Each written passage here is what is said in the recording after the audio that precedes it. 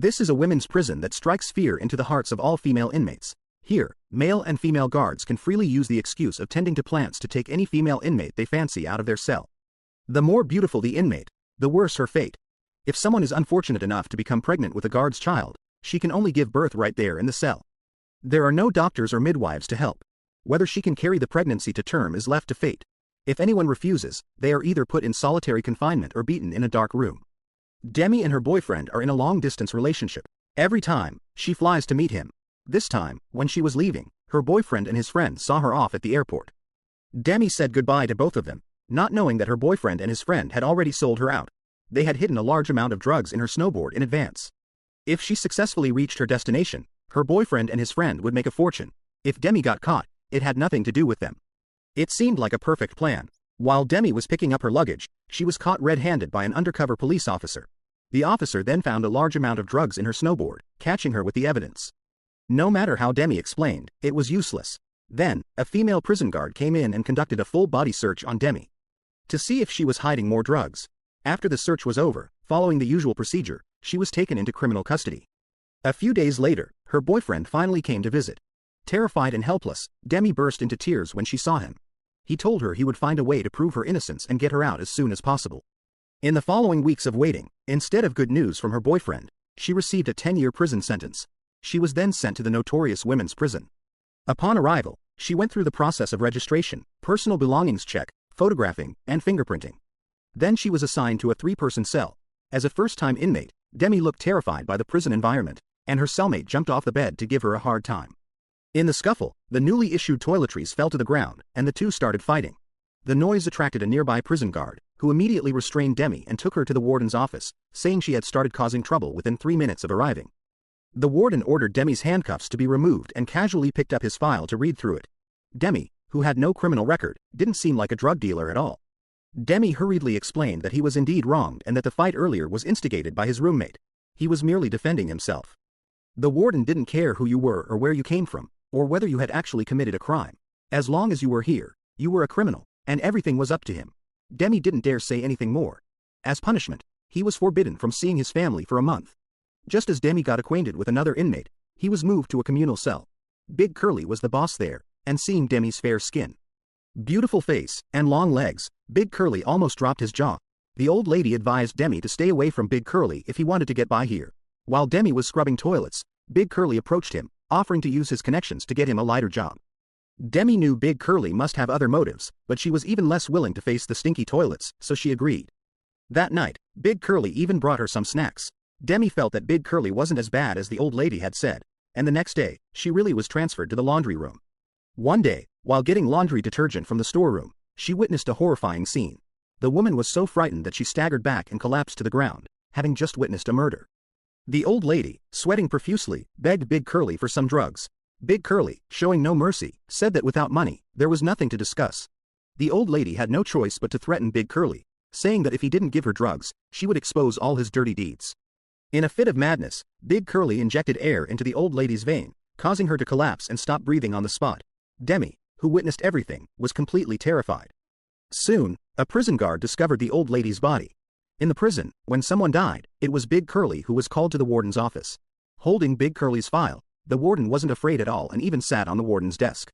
The warden warned him that if he continued to act recklessly, their secret drug dealings might be exposed, and both of them would be in trouble. The old lady's incident needed to be dealt with.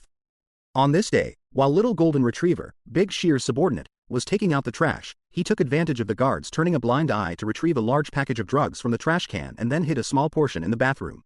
That night, the party suddenly inspected the cells and found drugs on little golden retriever's bed, framing him for the old lady's murder. She was then taken away and put in solitary confinement. Witnessing the murder, Demi was terrified, curling up on the bed, too scared to move. Big Bird Mao pretended to show concern. Demi, scared, didn't dare respond, which made Big Bird Mao realize something was wrong. The next day, he went to the bathroom to warn her that if she dared to speak about the old lady's matter, even a single word would cost her life.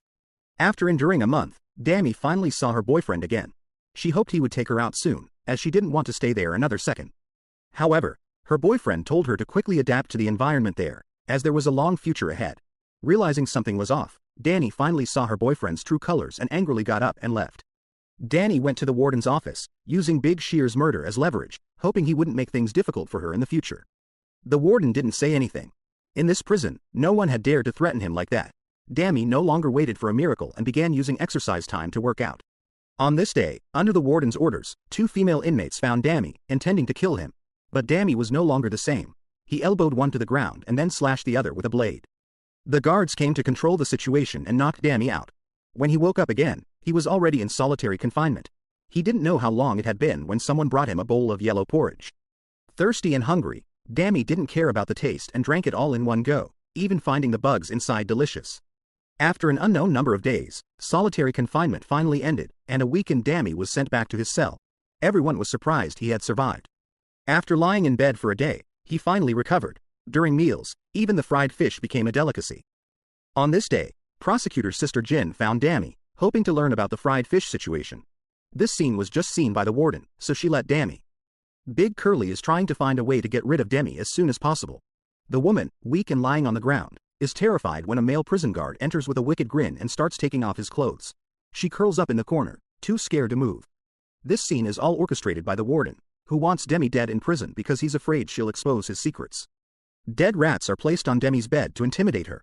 Big Curly also steals a hoe while working. At night, the warden conducts a surprise inspection of the cell and quickly finds the hoe on Demi's bed. However, the warden doesn't punish her, just gives a warning and leaves. Demi knows this is Big Curly's doing, but she feels helpless. The next day during yard time, Big Curly deliberately provokes Demi. Demi doesn't want any trouble, so she holds back. But during mealtime, Big Curly stirs up trouble again. Unable to bear it any longer, Demi finally snaps, flips Big Curly over, and pins him to the ground, rubbing his face in the dirt. When the guards arrive to break them up, the injured Demi is thrown back into solitary confinement. This is just the beginning of the warden's plan. From then on, Demi receives barely any food and is frequently beaten, sometimes even by male guards venting their anger. After several days without seeing Demi, Sister Jin realizes something is wrong. She finds Demi in the solitary cell and takes her to the infirmary. Furious, Sister Jin tells the warden that he will pay a heavy price. Big Curly, afraid his crimes will be exposed because of his closeness to Demi, finds Big Wave and first pushes him into the water to teach him a lesson. Afterwards, he injects him with a syringe full of air. When the guards find him, they rush him to the infirmary. When Demi wakes up from her coma, she sees that Big Wave is in critical condition. She plans to make Big Curly pay with blood.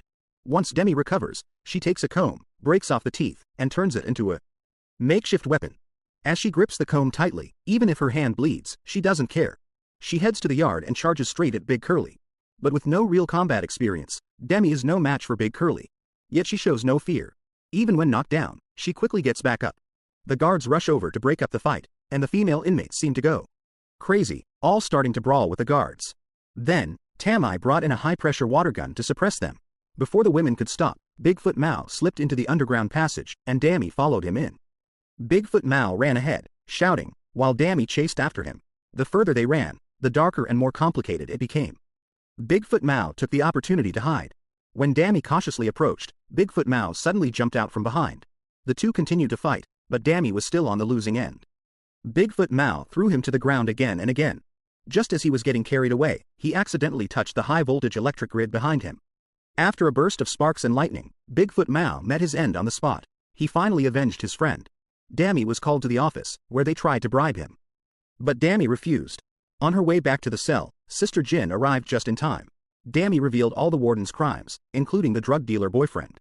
With the clues provided by Demi, the undercover officers easily caught the boyfriend, and even the warden was brought to justice.